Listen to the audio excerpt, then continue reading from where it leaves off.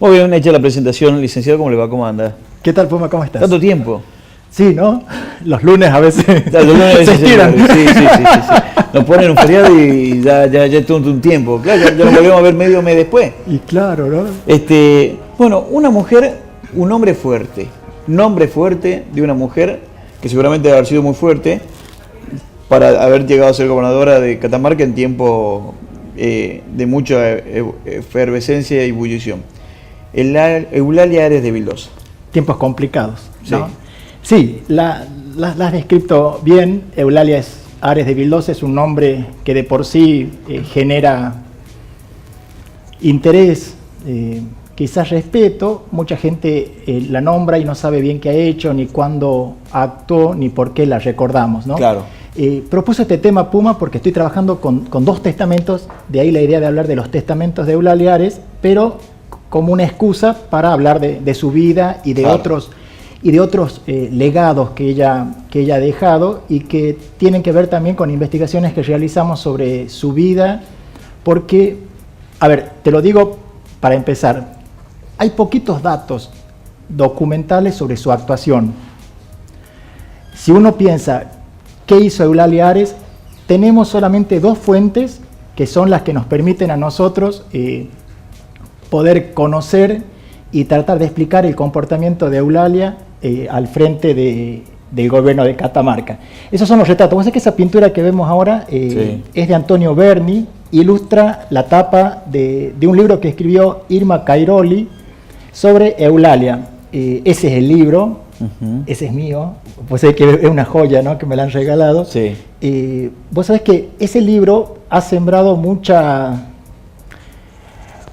confusión en temas que son importantes sobre Eulalia, ¿no? En realidad partamos de que ese libro es una novela histórica, pero que muchos historiadores han tomado datos de ese libro como válidos. Y la novela histórica tiene su margen de creatividad, claro, que no tiene por qué atarse a su ficción, ¿no? Sí.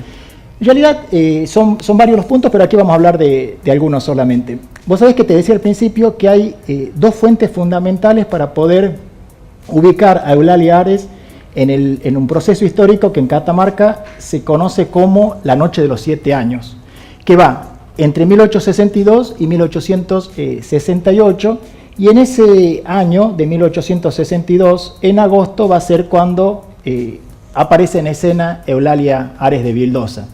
Era un conflicto en el seno del Partido Liberal. Imagina, Puma, que eran dos líneas internas dentro del mismo partido. Sí. El conflicto surge entre los gobernadores Moisés Omil y Ramos Rosa Correa. Ambos habían sido... Moisés Omil debía dejar el gobierno de Catamarca. Mira, en este momento estamos viendo la partida de casamiento de Eulalia. La idea es que, bueno, vamos conversando sobre documentación que acredite la existencia, ¿no? ¿Le puedo hacer una pregunta así fuera de contexto? Cuando usted estudia estos documentos, ¿no le complica la letra?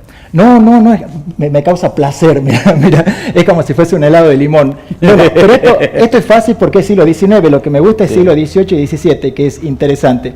Vos sabés que ese documento es uno de los pocos que acredita la existencia de Eulalia Ares de Vildosa, ¿no? O sea, aparece ella con nombre y apellido en un documento que son dentro de los libros vitales, Puma, que se conoce, que son los libros parroquiales, donde aparece la gente bautizada. María Eulalia, ahí está clarito, ¿no? Ahí está, doña María Eulalia, la conocemos como Eulalia, pero su nombre completo era María, un nombre muy, muy común en la época, otra de sus hermanas también se llamaba así, y es importante ir viendo distinta documentación que acredite su existencia, porque primero, para ubicar a la gente en la historia hay que tratar de ubicarla en algunos documentos. Sí. Este es el casamiento. ¿Ella era originaria de la zona de Icaño? Mira, buena pregunta para que empecemos por algún lado. Ella nació aquí. Ella se va a radicar luego en Ipisca, no en Icaño, sino en Ipisca, en el departamento Ancasti, Sí. porque su marido, Vildosa, José Domingo Vildosa, con quien se casa en 1827, era un caudillo de Ancasti. Vos sabés que en esa partida de casamiento, uno de los testigos va a ser Manuel Antonio Gutiérrez. Antes de que termine la partida, en la penúltima línea, Sí. aparece el nombre de Gutiérrez. Vos sabés que él es testigo del casamiento, y Gutiérrez, hasta meses antes del... Qué fantástico que son, ahí está, ¿ves? Que dice testigos don Manuel Gutiérrez, Manuel Antonio Gutiérrez. Él había sido gobernador de Catamarca hasta meses antes del casamiento de Eulalia. Catamarca va a vivir una época compleja desde su autonomía hasta avanzado el siglo XIX, y a Gutiérrez le va a tocar ser gobernador en épocas también complicadas. La idea, Puma, es comentarte de que Gutiérrez era testigo del casamiento de Eulalia y de Vildosa, lo que quiere decir que José Domingo Vildosa tenía trato de amistad Tenía con cierto caudillos, prestigio. y claro, y tenía con un caudillo político como era Gutiérrez, porque es bueno saber, Puma, que cuando uno investiga en los libros parroquiales, el mínimo dato que te da, por ejemplo, de testigos y padrinos, es un elemento importante para entender con quién se vinculaba la gente. Claro. ¿No? Más o menos como hoy, obviamente, ¿no? Entonces, te puede decir, bueno, a veces uno busca de padrino o testigo a gente importante con la que no tenés trato, solamente querés que figuren como padrino y no tenés trato durante el año, hasta el próximo cumpleaños o aniversario. Pero en este momento en este caso tenemos otros indicios que nos hacen pensar en una amistad y vínculo estrecho entre Vildosa y Gutiérrez, ¿no? Porque políticamente ambos eran caudillos importantes. Ese va a ser el vínculo de Eulalia con Ancasti, con Ipisca, donde ella va a vivir gran parte de su vida, donde va a dictar sus 2 testamentos y donde va a morir. Y según la partida de defunción, que seguramente la veremos en un rato, ella va a ser sepultada en el cementerio de Ipisca. Eso dice la partida. Esa es la partida de defunción. Sí. Por ahí la gente en la casa no creo que tenga tanta claridad para ver, pero ahí están los datos con respecto a su muerte. Vos sabés que ahí dice, Puma, que ella muere de enfermedad, fiebre. Sí. Eso dice la partida, ¿no? Que nos hace pensar que puede haber tenido alguna, ahí está cerquita, mira, alguna infección o algo así. Este es el último documento, obviamente, que conocemos de ella. Ella va a morir en junio de 1884. El 16. El 16 de junio, bien, Puma, muy bien. Así le digo a mis alumnos para motivarlos, muy bien. Muy bien. Ya leíste. Entonces, esto es fundamental para probar la parte práctica de nuestras cátedras, que lean un documento. Vos sabés que el año anterior a esa partida, ella va a dictar su testamento, y hemos hecho algún artículo con respecto a eso, donde es su última voluntad, y ella plantea qué hacer con sus bienes. Vos sabés, como curiosidad, ella dicta 2 testamentos, y las variantes que tienen es que varía la cantidad de hijos que menciona, ¿no? Que seguramente era un error del escribano o del dictado. Aparte, ella tenía varios hijos muertos al momento de realizar el testamento, y entonces eso hace también factible la confusión. Por ese testamento sabemos los bienes que ella tenía, varios de ellos los tenía en Ipisca, y Eulalia había nacido en el seno de una familia económicamente de buena posición, ¿no? Vos sabés que nuestras investigaciones nos hacen ver que Eulalia vivía en una casa que estaba aproximadamente donde hoy está el Teatro Catamarca. Ajá.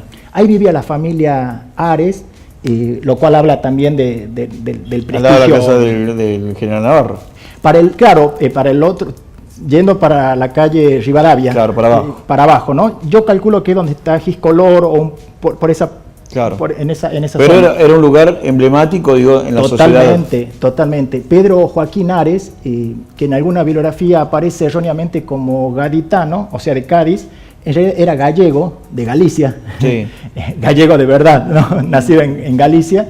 Pedro Ares había tenido un circuito en nuestro territorio que había pasado primero por Buenos Aires, luego estuvo en San Luis, donde se casó y donde murió su primera esposa, y luego va a venir a Catamarca, donde se va a casar con la madre de Eulalia Ares, ¿no? Y luego van a nacer de ahí varios hijos.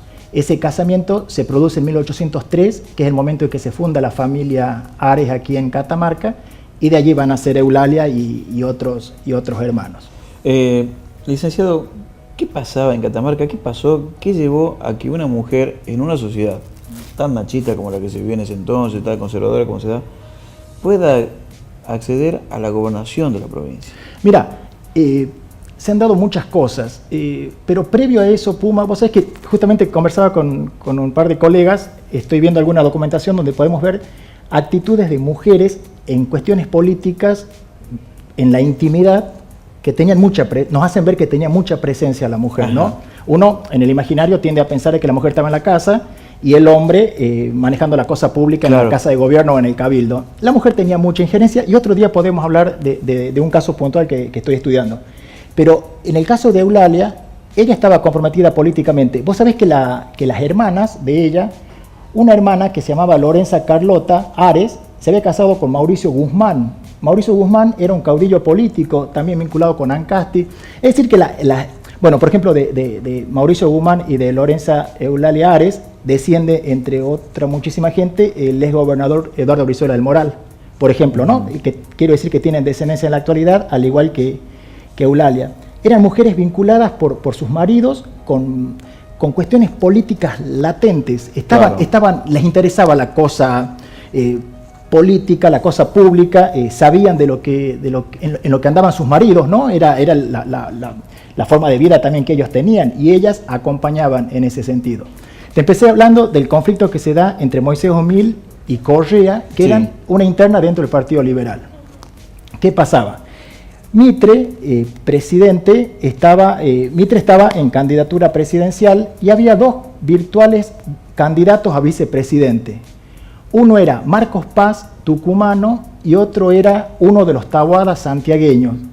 Ambas provincias van a meterse en la interna del Partido Liberal en Catamarca y van a apoyar o a Omil o a Correa. Ahí va a surgir el conflicto. ¿Ese Taboada que usted nos menciona es el que se enfrenta a Felipe Varela? Ese mismo.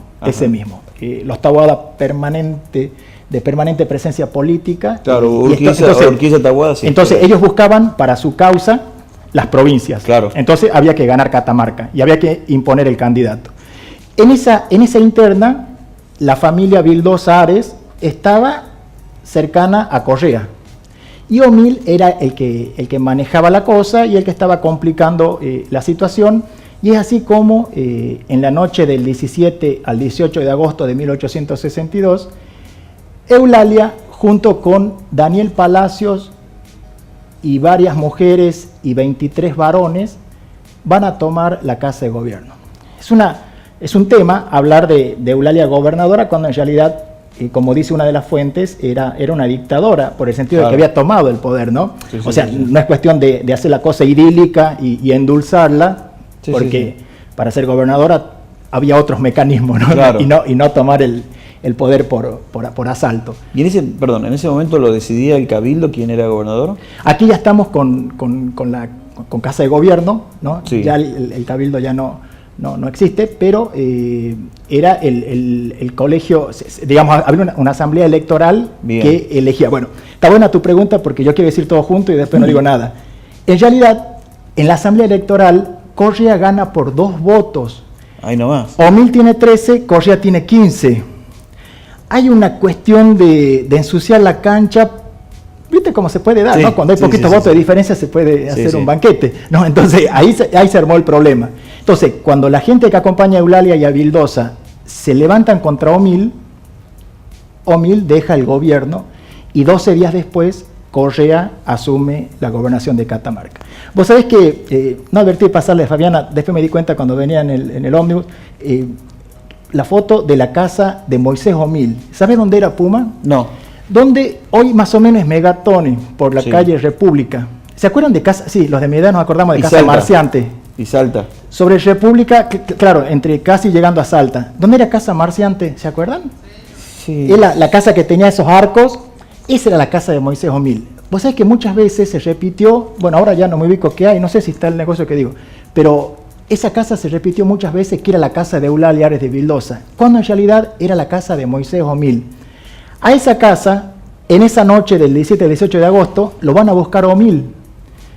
Omil advierte que hay una emboscada advierte que se está levantando un grupo de gente en su contra, y dicen las crónicas que escapa por los techos de las casas, escapa tanto que se va a Tucumán. Largo de techo. Se fue mucho techo hasta Tucumán, logra engañar a la gente que lo estaba buscando por la puerta de la casa, se escapa y va a Tucumán y se va a quedar allá y va a estar mucho tiempo. Esa situación, el alejamiento de Omil... Licenciado, recordemos que en ese momento había que tener cabeza de repuesto. Porque era muy fácil que ese pase de vuelo. Era momentos complicados, ya estaba pasando ese periodo. Como para entender por qué un tipo decide irse y no volver. Incluso hay una crónica que dice que se escapa, algunos dicen disfrazado de fraile y otros disfrazado de mujer. Lo que es factible que haya estado disfrazado para que pueda burlar a la gente que lo estaba buscando. En realidad era el momento propicio ya con la nueva situación política que Correa va a tomar el poder. Esto es 1862 y decíamos en algún artículo que 20 años después de ese evento es cuando Eulalia, ya anciana para la época, tenía 75 años, para nuestra época no, pero en ese momento eran muchos años ya. Ella dice que está ciega cuando va a dictar el testamento, que sería la última voluntad de ella. Ella misma plantea ahí de que al momento de su muerte quiere ser sepultada con el hábito de Nuestra Señora del Carmen. Ella era devota de la Virgen del Carmen. Claro, que era muy común. Y que era muy común, exactamente. Alguna vez hablábamos acá de que eso implicaba indulgencia, si era sepultado con el hábito de San Francisco o de la Virgen del Carmen. Eulalia pide a la Virgen del Carmen, pide que se celebren misas por el descanso de su alma y distribuye los bienes que tiene entre sus hijos. Ella aclara, Puma, que cuando muere el marido, muchos años antes, ella había hecho ya el sucesorio del marido, por lo tanto los bienes que ella tiene en ese momento son los bienes que a ella le corresponden. Y lo que quiere decir, en 1869, o sea, 7 años después de la Revolución de las Mujeres, se realiza el primer censo nacional. Y ahí la encontramos a Eulalia, censada en la ciudad de Catamarca. Vos sabés que en el rubro que dice oficio, profesión, no dice nada. Pero a diferencia de su hermana, la que nombré recién, Lorenza Carlota Ares, casada con Guzmán, la hermana figura como estanciera. Pero Eulalia, no, figura sin nada. Pero tiene tiene una característica que es interesante para la época, que sabía leer y escribir. Siendo que entre las mujeres, el analfabetismo era importante entre varones y mujeres y mucho más entre mujeres. Claro. Pero Eulalia sabía leer y escribir y tiene en el círculo íntimo de su casa un servicio doméstico importante con, dice la fuente que tiene mucamas, peones, hasta sirvientas aparecen caracterizadas así, ¿no? Entonces, esas son como momentos, fuentes, donde la podemos ubicar a Eulalia. Hay otro padrón de 1815, que es la primera vez que encontramos el nombre de Eulalia en un documento.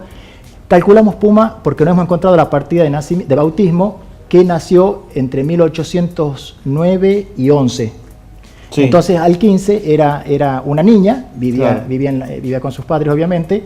Ese es el primer documento, el padrón del 15, de 1815, donde encontramos empadronada a Eulalia Ares. Y luego, otras fuentes también nos permiten ver el desarrollo y el desempeño de su vida. ¿Hay alguna documentación, que hable del carácter? ¿Era de carácter fuerte? Mira, algo lo dice, porque dice, más mala que Eulalia Ares de Vildosa. Mira, vos sabés que en enero de 1863, tengamos en cuenta que el evento de las mujeres la revolución fue en agosto del 62. En enero del 63, medio año después, el diario La Libertad, el periódico el periódico La Libertad de Catamarca, vos sabés que opositor acérrimo a Omil, lo destruye en una editorial y dice que no era un político, sino que era un tartufo, que era un inútil, no escatima adjetivos. En un momento dice, y fue derrocado por la